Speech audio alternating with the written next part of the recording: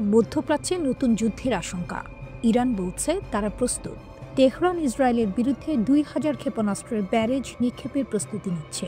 চীন ও রাশিয়া নতুন অক্ষ তৈরি করে ইসরায়েলের বিরুদ্ধে যুদ্ধের জন্য ইরানকে অস্ত্র সরবরাহ করছে। ইসরায়েলের প্রতিরক্ষা সংকট প্রকাশ্যে এসেছে। ক্ষেপণাস্ত্রের মজুদ প্রায় শেষ। ইসরায়েলকে সামরিক শক্তিতে পিছিয়ে ইরান কিভাবে আকাশপথে সম্পূর্ণ আধিপত্যের দাবি করল? ইসরায়েলি প্রতিরক্ষা ঢাল ফাটল ধরায় মার্কিন যুক্তরাষ্ট্র সতর্ক করে বলেছে, আমরা সারাদিন ক্ষেপণাস্ত্র আটকাতে পারব না।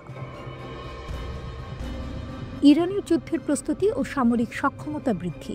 জানা গেছে, ইরান তার ঘোর শত্রু ইসরায়েলের সাথে পরবর্তী দফা শত্রুতার আভাস পাচ্ছে। হুমকি বাড়তে থাকায় ইরান আরেকটি যুদ্ধের জন্য ধীরে ধীরে তার অস্ত্র উৎপাদন বাড়াচ্ছে। বিশ্লেষকরা সতর্ক করেছেন যে ইসরায়েল এবং ইরানের মধ্যে আরেকটি যুদ্ধ শুরু হওয়া শুধুমাত্র সময়ের ব্যাপার। সম্প্রতি IAEA ফাইন্যান্সিয়াল টাইমসকে জানিয়েছে, ইরানের সমৃদ্ধ ইউরেনিয়ামের মজুদ যুদ্ধে অক্ষত রয়েছে। IAEA প্রধান বলেছেন যে তেহরানের কাছে প্রায় 400 কেজি 60% সমৃদ্ধ ইউরেনিয়াম রয়েছে, যা অস্ত্র গ্রেডের কাছাকাছি। ক্ষেপণাস্ত্র উৎপাদন বৃদ্ধি।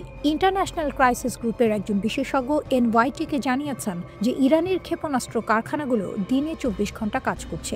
আলী ভাইজ বলেছেন, আরেকটি যুদ্ধের ক্ষেত্রে ইরান আশা করছে ইসরায়েলের বিরুদ্ধে একবারে 2000 ক্ষেপণাস্ত্র নিক্ষেপ করবে। 12 দিনের যুদ্ধের সময় ইরান ইসরায়েলের দিকে প্রায় 530 থেকে 550টি ব্যালিস্টিক ক্ষেপণাস্ত্র নিক্ষেপ করেছিল।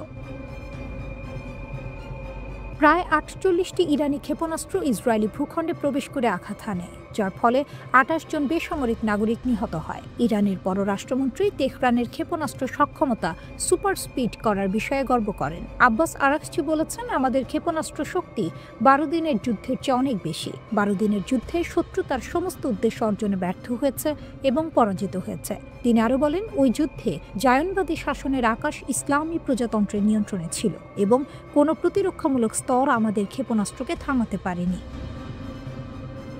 চীন ও রাশিয়া কর্তৃক ইরানকে অস্ত্র সরবরাহ। CNN রিপোর্ট করেছে, চীন থেকে সোডিয়াম পারক্লোরেটের চালান ইরানে পৌঁছেছে। এই রাসায়নিকটি ইরানের মাঝারি পাল্লার প্রচলিত ক্ষেপণাস্ত্রকে শক্তি যোগানোর প্রধান উপাদান। চীন ইরানকে তাদের HQ-9 এয়ার ডিফেন্স সিস্টেমও সরবরাহ করেছে বলে জানা গেছে এবং রাশিয়া তাদের MiG-29 জেট দিয়েছে। অক্টোবরে ফাঁস হওয়া নথি থেকে জানা যায় যে ইরান মস্কো থেকে 48টি সুখোই Su-35 যুদ্ধ বিমান সংগ্রহ করতে পারে। এক সপ্তাহের যুদ্ধের পর ইসরায়েলের কাছে মাত্র 12 দিনের প্রতিরক্ষা ক্ষেপণাস্ত্রের মজুদ ছিল বলে রিপোর্ট করা হয়। যুদ্ধের 5 দিন পর 18 জুন একজন সিনিয়র মার্কিন কর্মকর্তা ইসরায়েলের প্রতিরক্ষা সংকটের কথা প্রকাশ করেন। ওই কর্মকর্তা দ্য ওয়াল স্ট্রিট জার্নালকে জানান, ইসরায়েলের অ্যারো সিস্টেমের সরবরাহ কমে আসছিল। Center for strategic and international স্টাডিজের পরিচালক টম কারাকো বলেন, মার্কিন যুক্তরাষ্ট্র বা ইসরায়েল কেউই সারাদিন বসে ক্ষেপণাস্ত্র ইন্টারসেপ্ট করা চালিয়ে যেতে পারে না। ইসরায়েল সম্প্রতি অ্যারো ইন্টারসেপ্টরের উৎপাদন দ্রুত করার জন্য একটি উৎপাদন চুক্তিতে স্বাক্ষর করেছে। যুক্তরাষ্ট্রের সঙ্গে উত্তেজনার মধ্যেও ইরানের ক্ষেপণাস্ত্র কর্মসূচিকে উৎসাহ দিচ্ছে চীন। নতুন আগুন জ্বলছে মধ্যপ্রাচ্যে। রাতের আকাশে যেন নতুন আগুন জ্বলছে। পশ্চিমা নিষেধাজ্ঞার ভারে দমে না গিয়ে বরং ছাই থেকে উঠে আবার জেগে উঠছে তেহরান। CNN-এর এক বিস্ফোরক প্রতিবেদনে বলা হয়েছে, চীন এখন ইরানের ক্ষেপণাস্ত্র কর্মসূচিকে গোপনে শক্তিশালী করছে। যে কর্মসূচিকে একসময় ভেবে নেওয়া হয়েছিল শেষ হয়ে গেছে, তা আবার জেগে উঠেছে, আর এবার আগের চেয়েও ভয়ঙ্কর রূপে। ইউরোপীয় গোয়েন্দা সূত্র জানিয়েছে, চীন থেকে ইরানে পাঠানো হচ্ছে 2000 টন সোডিয়াম পারক্লোরেট, যা ক্ষেপণাস্ত্র জ্বালানি তৈরির জন্য অপরিহার্য উপাদান। এই পরিমাণ উপাদান দিয়ে তৈরি করা যাবে অন্তত 500টি ব্যালিস্টিক ক্ষেপণাস্ত্র, যথেষ্ট পুরো মধ্যপ্রাচ্যকে কাঁপিয়ে দিতে। আর এই চালান এসেছে সে সময়ে যখন ইসরায়েল গত জুনে 12 দিনের যুদ্ধে ইরানের ক্ষেপণাস্ত্র ঘাঁটি ও পারমাণবিক স্থাপনাগুলিতে ব্যাপক হামলা চালিয়েছিল। তবে তেহরান হার মানেনি, বরং যুদ্ধ শেষে তারা ঘুরে দাঁড়িয়েছে। রাশিয়া ও চীনের সঙ্গে নতুন কৌশলগত সম্পর্ক গড়ে তুলেছে। তেহরান বলছে, যখন পশ্চিম মুখ ফিরিয়ে নেয়, পূর্ব তখন কাঁধে হাত রাখে। চীনের ভূমিকা এখন স্পষ্ট। বেইজিং ইরানের পুনর্গঠন প্রচেষ্টাকে নীরবে উৎসাহ দিচ্ছে। নিষেধাজ্ঞার ফাঁক গলে পৌঁছে যাচ্ছে জ্বালানি, যন্ত্রপাতি, প্রযুক্তি। ইরানও থেমে নেই। তারা এখন একের পর এক নতুন প্রজন্মের উন্নত ক্ষেপণাস্ত্র তৈরি করছে। এক ভিডিওতে দেখা গেছে ভূগর্ভস্থ এক গোপন অস্ত্রাগারে সাজানো রয়েছে শত শত ক্ষেপণাস্ত্র, নতুন রূপেই নতুন যুদ্ধে নামার অপেক্ষায়। ইরানের পররাষ্ট্র মন্ত্রণালয়ের মুখপাত্র ইসমাইল বাঘাই স্পষ্ট ভাষায় বলেছেন, আমাদের প্রতিরক্ষা নিয়ে সিদ্ধান্ত নেওয়ার অধিকার আমেরিকার নেই। ইরান তার আত্মরক্ষার ক্ষমতা বাড়াবে যত দূরেই যেতে হয়। বিশ্লেষকরা বলছেন, ইরান এখন শুধু অস্ত্র তৈরি করছে না, বরং ভয় তৈরি করছে। কারণ তারা দেখিয়ে দিয়েছে, মার্কিন ঘাঁটি হোক বা ইসরায়েলি ভূখণ্ড, ইরানের ক্ষেপণাস্ত্র যে কোনো জায়গায় পৌঁছাতে পারে। জুনের যুদ্ধেই তারা হামলা চালিয়েছিল কাতারে অবস্থিত মার্কিন আল উদেইদ ঘাঁটিতে, যা যুক্তরাষ্ট্রের মধ্যপ্রাচ্যের সবচেয়ে বড় সামরিক কেন্দ্র। মার্কিন পররাষ্ট্রমন্ত্রী মার্কো রুবিও সম্প্রতি স্বীকার করেছেন, ইরান এখন এমন ক্ষেপণাস্ত্র তৈরি করছে যা পারমাণবিক ওয়ারহেড বহনে সক্ষম এবং যে কোনো দূরত্বে আঘাত হানতে পারে। কিন্তু এই সতর্কবার্তাও যেন ইরানের গতিকে থামাতে পারেনি, বরং তেহরান ঘোষণা দিয়েছে তারা আর 2015 সালের পারমাণবিক চুক্তি JCPOA এর অধীনে আবদ্ধ নয়। চুক্তির মেয়াদ শেষ, এখন শুরু হয়েছে ইরানের স্বাধীন যুগ। বিশ্লেষক জেফ্রে লুইস বলেছেন, 2000 টন সোডিয়াম পারক্লোরেট মানে প্রায় 500 ক্ষেপণাস্ত্র। ইরান 1 মাস আগেও 200 ক্ষেপণাস্ত্র তৈরির পরিকল্পনা করেছিল। এখন তারা হারানো প্রতিটি ক্ষেপণাস্ত্র পুনর্নির্মাণ করছে। তেহরানের বার্তা স্পষ্ট, যুদ্ধ হোক বা নিষেধাজ্ঞা, তারা আর থামবে না। চীনের সহায়তা তাদের কেবল জ্বালানি দেয়নি, দিয়েছে আত্মবিশ্বাস। এখন প্রশ্ন একটাই, যদি আবার যুদ্ধের আগুন জ্বলে ওঠে, তখন এই নতুন ক্ষেপণাস্ত্রগুলো কোথায় নিশানা করবে? ইসরায়েলের দিকে নাকি কাতারের মার্কিন ঘাঁটির দিকে? বিশ্ব তাকিয়ে আছে, আর ইরান ধীরে ধীরে নিজের অগ্নিশক্তি গড়ে তুলছে, নিষেধাজ্ঞার ছাই থেকে উঠে এক অনিবার্য পুনর্জন্মের মতো।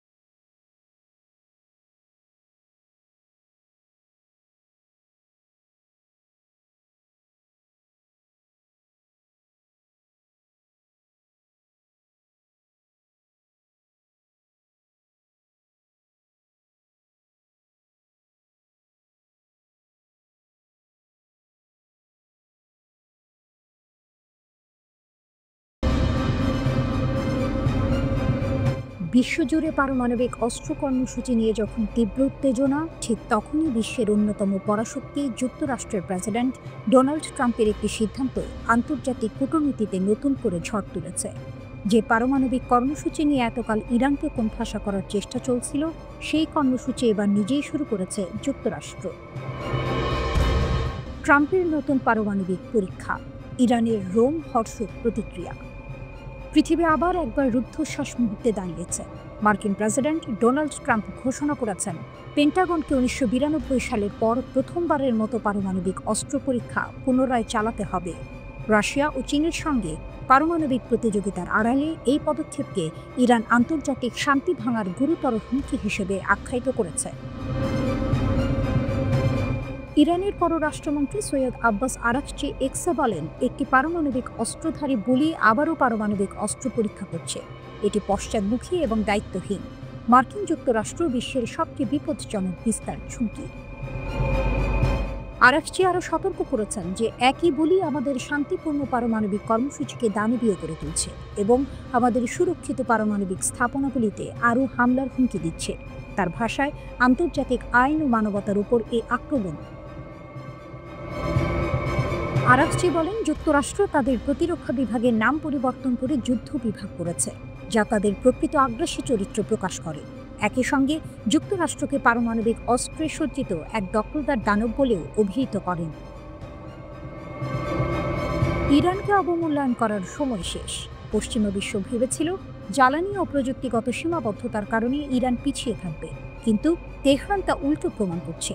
ইরানের ক্ষেপণাস্ত্র ও পারমাণবিক কর্মসূচি আজ আরও শক্তিশালী এবং আত্মনির্ভর।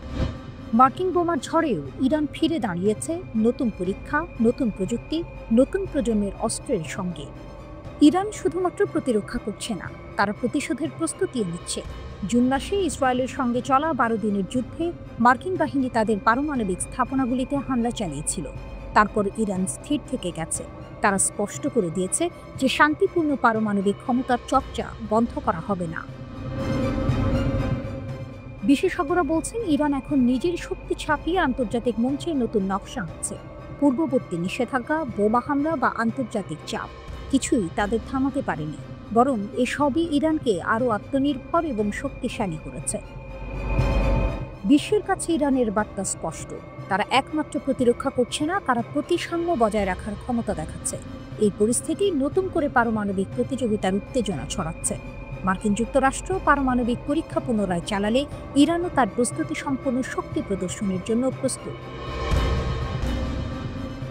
আরাকচি আরও বলেন, দুনিয়াকে জবাবদিহি করতে হবে। এমন অস্ত্রের বিস্তার স্বাভাবিক করা মানে আন্তর্জাতিক শান্তি ও নিরাপত্তার জন্য বড় হুমকি। বার্তা স্পষ্ট, ইরান আর পিছিয়ে নেই।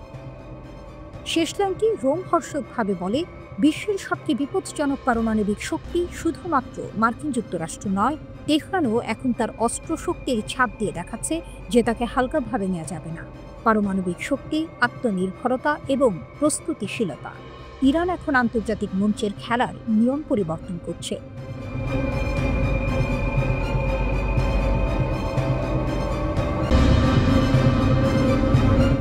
রাত জাগা আকাশে এক শব্দ ঘুম ভেঙে দিল, 24 ঘন্টার আলটিমেটাম। মার্কিন প্রস্তাব, মিশর ও কাতারের মধ্যস্থতা, কিন্তু হামাস বলল, আমরা এখানেই থাকব। সাম্প্রতিক ঘটনাগুলি গাজা পশ্চিমা দুনিয়াকে নড়ে চড়ে বসিয়েছে। ওয়াশিংটন গাজার ইসরায়েলি নিয়ন্ত্রিত অংশ থেকে হামাস যোদ্ধাদের নিরাপদে সরিয়ে নেওয়ার প্রস্তাব দিয়েছে। মিশর ও কাতার ওই পরিকল্পনা অনুমোদন করে বার্তাটি হামাসের কাছে পৌঁছে দেয়। মার্কিন আইনি ভাষায় সেটা ছিল এক ধরনের মানবিক বহির্গমন। সরিয়ে নেওয়ার জন্য 24 ঘন্টা, সময়সীমা রাত 8টায় শেষ। তারপরে ইসরায়েল চাইলে অভিযান পুনরায় শুরু করতে পারবে। ঢাল তলোয়ারের মতো দ্রুত হামাস প্রস্তাবটি প্রত্যাখ্যান করে দিয়েছে। তারা সিদ্ধান্ত নিল স্থায়ীভাবে গাজায় থেকে লড়াই চালাবে। নিঃশেষে এসব সিদ্ধান্তই উদ্ঘাটন করে দিয়েছে মধ্যপ্রাচ্যের নতুন বাস্তবতা, যেখানে বাহ্যিক চাপ আর দরাদরি সবকিছুকে পেছনে ফেলে অভ্যন্তরীণ শক্তি ও অদম্যতা প্রাধান্য পাচ্ছে। কেন হামাস এমন সিদ্ধান্ত নিল? কারণ তাদের কাছে কেবল ইচ্ছাশক্তি নেই, আছে মাঠের শক্তিও। গাজার ভূগর্ভস্থ টানেলগুলো, হাজারো সুসংগঠিত যোদ্ধা, স্বল্প দূরত্বের রকেট ও ক্লান্তিকর অবরোধের বিরুদ্ধে জনগণের একাকিত্ব, এসবই তাদের শক্তি।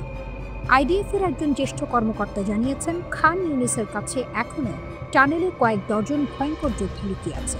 তারা টানেল থেকেই বেরিয়ে আচমকা আঘাত করতে সক্ষম, আর এটা ইসরায়েলের কাছে বড় সেই ঝুঁকি। টানেল ব্যবস্থায় হামাসের কৌশল পুরনো নয়, বরং পরীক্ষিত। সম্প্রতি অভিযোগ উঠেছে, একটি সুড়ঙ্গ থেকে বেরিয়ে হামাসের যোদ্ধারা একজন আইডিএফ সৈন্যকে হত্যা করেছে। আইডিএফ তার যুদ্ধবিরতি লঙ্ঘন হিসেবে অভিহিত করে এবং প্রতিশোধে প্রায় 20টি বিমান হামলা চালায়। এ কারণে আবেগ চড়েছে এবং বৈরিতা নতুন করে জ্বলে উঠেছে। এমন পরিস্থিতিতে হামাসের প্রত্যাখ্যান কেবল কৌশলগত নয়, এটি রাজনৈতিক ও নৈতিক দাবি। তারা বলছে, সরার মানে আত্মসমর্পণ। গাজার জনগণ তাদেরই লড়াকু শক্তির আস্থা কেন্দ্র।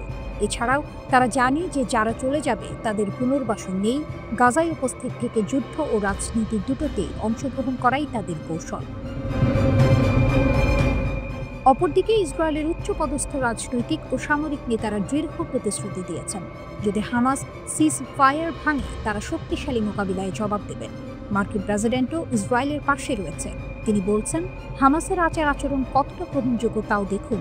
এই সব মিলিয়ে যুদ্ধবিরতি এখন ভঙ্গুর। ফিলিস্তিনি প্রতিরোধ আন্দোলন হামাস সতর্ক করে বলেছে, যুদ্ধবিরতি চুক্তি লঙ্ঘন করে ইসরায়েল গাজায় আগ্রাসন চালিয়ে যাচ্ছে, আর এই অবস্থায় তারা নীরব থাকবে না।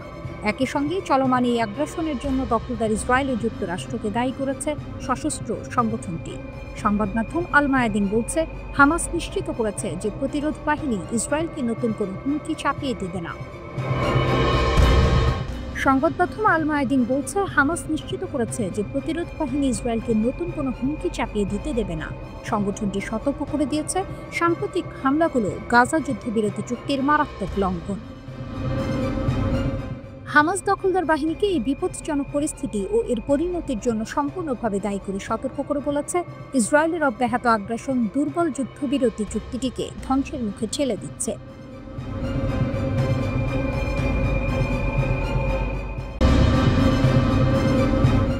ভেনেজুয়েলা যুদ্ধের কিনারায়, পুতিন প্রস্তুত, মার্কিন যুক্তরাষ্ট্র হুঁশিয়ার। কারাকাসের আকাশ এখন উত্তেজনার ধোঁয়ায় ঢাকা। মার্কিন যুক্তরাষ্ট্র যে কোনো মুহূর্তে ভেনেজুয়েলার সামরিক স্থাপনায় আঘাত করতে পারে, এমন খবর ছড়িয়ে দিয়েছে। প্রতিরক্ষা ব্যবস্থা শক্তিশালী করার জন্য ভেনেজুয়েলার প্রেসিডেন্ট নিকোলাস মাদুরো ইতিমধ্যেই রাশিয়া, চীন ও ইরানের কাছে সাহায্যের আবেদন করেছেন। রাশিয়ার প্রেসিডেন্ট ভ্লাদিমির পুতিন যুদ্ধের জন্য প্রস্তুত এবং তিনি মাদুরোর সঙ্গে ঘনিষ্ঠ যোগাযোগে রয়েছেন। রাশিয়ার বিদেশ মন্ত্রণালয় জানিয়েছে, তারা কারাকাসের সঙ্গে নিয়মিত যোগাযোগে রয়েছে এবং যে কোনো হুমকির প্রতিক্রিয়ার জন্য প্রস্তুত। মাদুরো বলছেন, চেভেজের সময় কেনা সমস্ত ভারী অস্ত্র এখনও আমাদের হাতে রয়েছে। পুতিন, রাশিয়া, চীন এবং বিশ্বস্ত বন্ধুদের সাহায্যে ভেনেজুয়েলার শান্তি নিশ্চিত করার শক্তি আমাদের আছে। এই 10 সপ্তাহের ইম্পেরিয়াল হুমকির মধ্যেও আমরা শান্তিতে ধৈর্য নিয়ে আমাদের কাজ করেছি, তবে হঠাৎই উত্তেজনা বাড়ছে। মার্কিন যুক্তরাষ্ট্রের মিয়ামি হেরাল্ড জানিয়েছে, পরিকল্পিত আকাশ হামলা কয়েকদিনের মধ্যে বা এমনকি কয়েক ঘন্টার মধ্যেই হতে পারে। লক্ষ্য হবে মাদুরোর নেতৃত্বাধীন ড্রাগ দস্যু সংস্থার সামরিক স্থাপনাগুলো। কিন্তু প্রেস কনফারেন্সে ডোনাল্ড ট্রাম্প তা অস্বীকার করেছেন। এদিকে মাদুরো রাশিয়ার কাছে রাডার সিস্টেম, ক্ষেপণাস্ত্র, বিমান মেরামত এবং প্রতিরক্ষা হালনাগাদ করার অনুরোধ পাঠিয়েছেন। চীনের সঙ্গে সম্প্রসারণকৃত সামরিক সহযোগিতা এবং ইরানের কাছ থেকে ড্রোন, জিপিএস স্ক্র্যাম্বলিং এবং শনাক্তকরণ যন্ত্র চাওয়া হয়েছে। রাশিয়া অবশ্য শুধুই অস্ত্র সরবরাহ করছে না, তারা ইতোমধ্যেই ভেনেজুয়েলার তেল ও গ্যাসে কয়েক বিলিয়ন ডলারের বিনিয়োগ ধরে রেখেছে। মাদুরোর প্রধান সমর্থক হিসেবে রাশিয়ার ভূমিকা এখন নজরকাড়া। বিশ্লেষকরা বলছেন, পুতিনের জন্য যুক্তরাষ্ট্রের বাহিনী ক্যারিবিয়ানে স্থানান্তর ইউরোপে তার মনোযোগ বিভ্রান্ত করছে। যুক্তরাষ্ট্র ইতিমধ্যে ইউএসএস জেরাল্ড ফোর্ডকে ক্যারিবিয়ানে পাঠিয়েছে, আর রাশিয়ার সের্গে ল্যাভরভ মার্কিন উত্তেজনা বাড়ানোর চেষ্টা নিয়ে সতর্ক করেছেন। মাদুরো জানিয়েছেন, রাশিয়ার অস্ত্রের বেশিরভাগই এখন পুরনো বা কার্যকর নয়, তাই 3 বছরের প্রতিরক্ষা অর্থায়ন পরিকল্পনার জন্য রাশিয়ার রাষ্ট্রায়ত্ত প্রতিরক্ষা প্রতিষ্ঠান রোস্টেকের কাছে আবেদন করেছেন। যুদ্ধের আগুন ভেনেজুয়েলার আকাশে ঘনিয়ে আসছে। রাশিয়া, চীন এবং ইরান মিলে মাদুরোর শক্তি আরও বাড়িয়ে তুলছে। এই পরিস্থিতি শুধু ভেনেজুয়েলার জন্য নয়, আন্তর্জাতিক রাজনীতির মানচিত্রেও বড় ধাক্কা দিচ্ছে। মার্কিন যুক্তরাষ্ট্র, রাশিয়া, চীন ও ইরান 4 শক্তির ছায়ায় ভেনেজুয়েলা যেন এখন বিশ্বের নতুন উত্তেজনার কেন্দ্রবিন্দু। এখানে শুধু অস্ত্রের লড়াই নয়, রাজনৈতিক কূটনীতি, আন্তর্জাতিক হুমকি এবং শক্তির প্রতিযোগিতাও আছে। ইতিহাস সাক্ষী, যখন মহাশক্তিরা একসঙ্গে হুঁশিয়ারিতে আছেন, তখন ছোট দেশগুলো তাদের কৌশল এবং স্থিতিশীলতার মাধ্যমে নিজেকে রক্ষা করে। মাদুরো তা দেখাচ্ছেন। যুক্তরাষ্ট্রের প্রেসিডেন্ট ডোনাল্ড ট্রাম্প বলেছেন, তিনি ভেনেজুয়েলার ভেতরে আঘাত হানার বিষয়টি বিবেচনা করছেন না। ভেনেজুয়েলার উপকূলবর্তী দক্ষিণ ক্যারিবীয় সাগরে যুক্তরাষ্ট্রের সামরিক সমাবেশ জোরদার করার মধ্যে তিনি কথা বললেন। এটি তার নিজের মন্তব্যের বিপরীত, লিখেছে আল জাজিরা। যুক্তরাষ্ট্র দক্ষিণ ক্যারিবীয় সাগরে যুদ্ধবিমান, যুদ্ধজাহাজ ও কয়েক হাজার সেনা মোতায়েন করেছে। বিশ্বের বৃহত্তম যুদ্ধজাহাজ বিমানবাহী রণতরী ইউএসএস জেরাল্ড আর ফোর্ড দক্ষিণ ক্যারিবীয় সাগরের পথে আছে।